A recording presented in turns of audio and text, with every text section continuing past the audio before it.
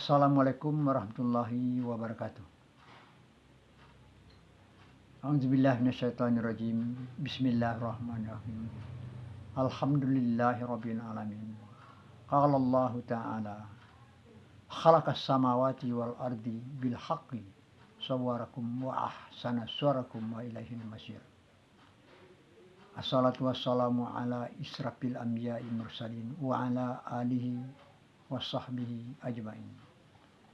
Asyhadu an la ilaha illallah wahdahu la syarikalah wa asyhadu anna Muhammad abduhu wa rasuluhu. Allahumma shalli ala Muhammad wa ala ali Muhammad. Amma ba'du. Segala puji bagi Allah, Tuhan sekalian alam, yang telah menciptakan alam semesta raya ini beserta isinya, yang telah kita nikmati selama ini, termasuk makhluk hidup dan manusia. Salawat dan salam kita aturkan kepada junjungan kita Nabi besar Muhammad sallallahu alaihi wasallam, yang telah membawa kita kepada jalan yang lurus dan terang.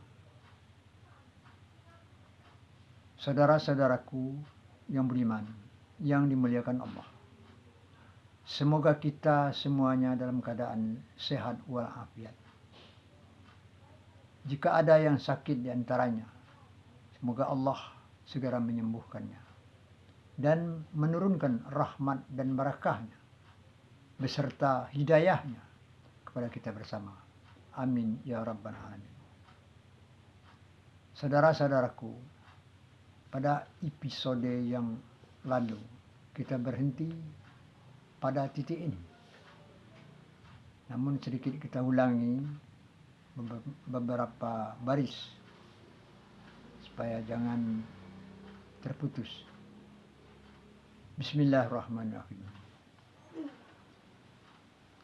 Setiap sehabis kemusnahan, yaitu pada awal-awal generasi, sudah tentu tanahnya akan subur karena dipupuk oleh segala apa saja yang musnah. Sedangkan anggotanya atau penduduknya belum begitu banyak. Jadi hasil bumi yang mereka dapatkan melebihi keperluan mereka. Sedangkan bagi mereka pada saat itu hanya makanlah baru yang mereka butuhkan untuk mempertahankan hidup serta ketenangan di dalam kehidupan. Dan secara berangsur-angsur jumlah mereka akan semakin bertambah. Namun kalau masih dalam skala kecil, persaudaraan mereka akan masih sangat kuat. Akan tetapi apabila telah mencapai ribuan tahun, jumlah mereka sudah tentu mencapai skala besar. Dalam hal ini kita dapat memperkirakan sebagai bahan pemikiran yang tidak akan jauh berbeda dengan kejadian yang sebenarnya. Umpamanya Nuh alaihissalam yang berumur 950 tahun, itu sudah tentu umur rata-rata pada generasi tersebut. Tak ubahnya seperti umur Nabi Muhammad sallallahu alaihi wasallam 63 tahun sebagai pemberi peringatan pada generasi kita ini, yaitu umat Muhammad sallallahu alaihi wasallam adalah umur rata-rata pada generasi kita ini. Ada yang mencapai 100 tahun atau lebih, dan ada pula yang jauh di bawah 63 tahun. Dengan demikian, bukan tak mungkin pada generasi Nuh alaihissalam. Pada generasi Nuh alaihissalam tersebut, ada yang mencapai berumur 1500 tahun atau lebih. Nah, apakah kira-kira yang terjadi pada generasi mereka? Kalau kita menilik kepada umur mereka perorangan seperti tersebut, seperti disebut di atas, bukan tidak mungkin umur generasi mereka mencapai ratusan ribu tahun atau lebih. Kita dapat mengambil sebagai contoh perbandingan di dalam generasi kita sekarang ini. Umur rata-rata 63 tahun. Maka umur generasi kita ini sudah mencapai, kalau kita ukur dari zaman prasejarah yang paling tinggi sekali, mungkin sudah berumur 6.000 tahun sampai sekarang. Dan kalau kita pandang perjalanan generasi kita ini masih panjang, maka penduduk bumi sekarang seperti apa yang kita lihat pada saat ini. Nah, dapat kita bayangkan dengan perkiraan yang sederhana.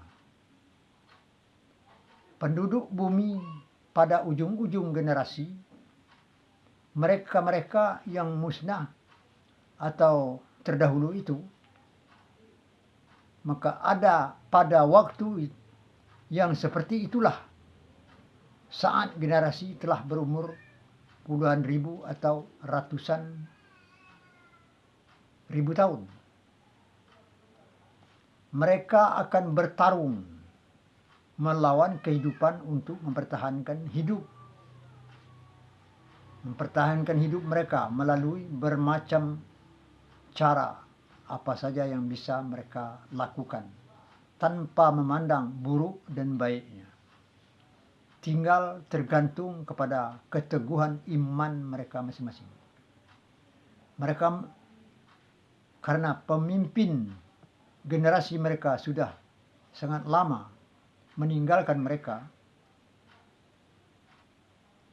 yang kaya bermegah-megah, yang miskin bersusah payah, dan yang beriman sudah tentu sedikit sekali yang bertahan.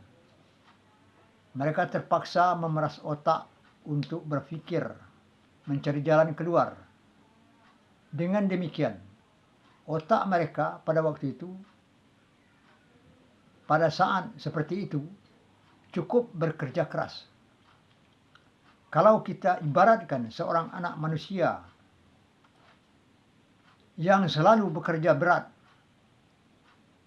dan keras, tentu otot-ototnya akan membesar dan kuat. Maka demikian pula lah dengan otak manusia yang selalu bekerja berat, sekuat tenaganya, rutin setiap hari dan setiap saat, dia akan membesar dan kuat. Itulah penyebabnya rongga otak itu membesar dan tubuhnya akan mengecil. Karena seluruh kekuatan di dalam tubuhnya, baik yang nyata maupun yang tidak nyata atau jiwa, akan banyak menuju otak. Di sini dapat kita ambil sebagai contoh. Seseorang yang sedang berpikir kuat atau orang yang sangat panik memikirkan sesuatu, dia akan kelihatan agak memucat. Atau orang yang sedang melakukan konsentrasi tingkat tinggi dalam ilmu mengolah jiwa,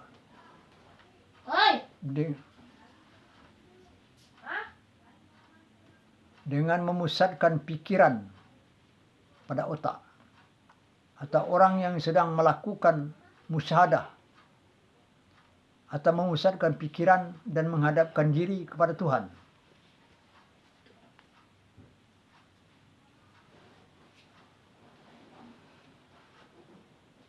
Setelah selesai, warna tubuhnya akan kelihatan pucat seperti warna kuning.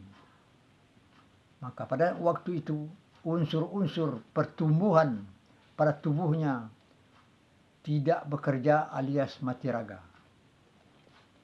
Melalui hukum alam, unsur-unsur demikianlah yang terjadi pada ujung-ujung generasi tersebut, yang mengakibatkan tubuh mereka semakin mengecil, di samping unsur-unsur hukum alam lainnya yang menghasilkan tubuh mereka semakin mengecil dan otak semakin membesar dan cerdas.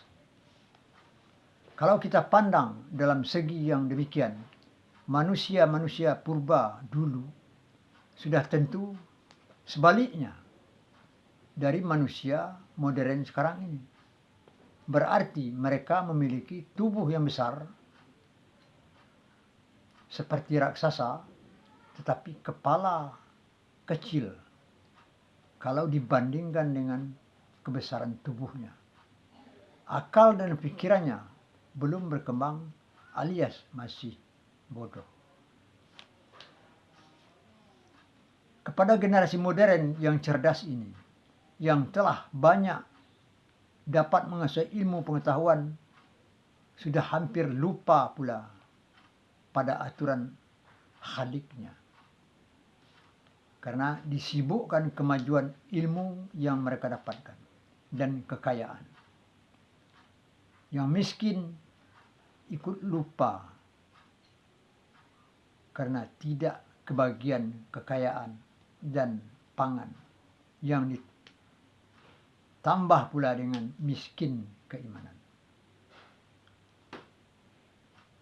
Maka melalui firman-firman Allah telah diberikan isyarat mengenai perjalanan kelanjutan generasi modern yang cerdas ini.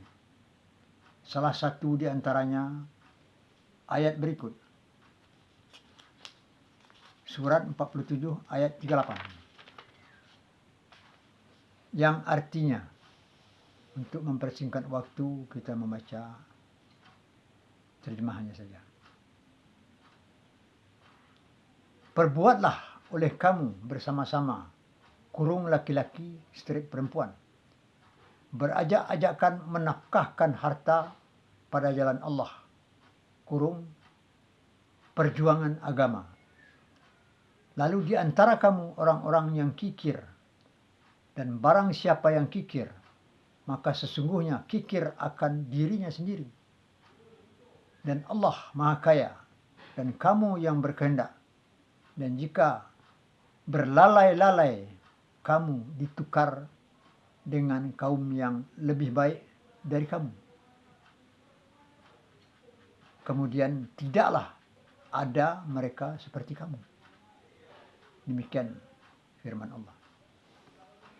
Dari melihat bentuk kalimatnya, firman Allah ini langsung ditujukan kepada generasi kita ini, berupa perintah untuk memperjuangkan agama yang tidak terbatas hanya kepada laki-laki, akan tetapi perempuan harus ikut serta.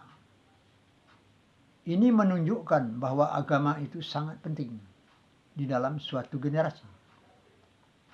Karena perjuangan agama itulah yang akan menentukan buruk baiknya suatu generasi umat manusia itu. Apabila berhasil perjuangan agamanya, maka baiklah generasi itu. Dan apabila tidak berhasil, maka karamlah dia.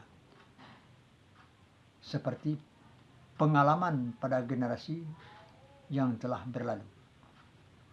Maka oleh karena itulah sebabnya ditekankan kepada laki-laki dan perempuan, namun sudah tentu sesuai dengan keadaan masing-masing dan tidak melampaui kodrat. Seperti apa yang telah kita ketahui pada generasi yang telah musnah, mereka bahwa peringatan datang kepadanya, yaitu pada ujung-ujung generasi.